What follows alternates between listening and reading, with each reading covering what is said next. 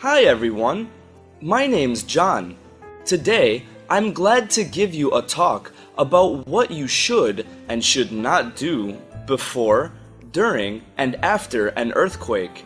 Earthquakes happen when there is a sudden release of energy in the Earth's crust. It's fairly difficult to forecast this natural disaster, but I hope today's talk can somehow help you know how to deal with it and avoid extensive damage. Before the earthquake, you should attend a basic first aid training class, which is extremely helpful for you to take care of yourself and others that may be injured.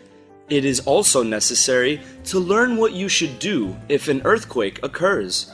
Some earthquake plans may help save your life one day. During an earthquake, there are two things you should never do. The first is using fire, gas, or any flame because of possible gas leaks.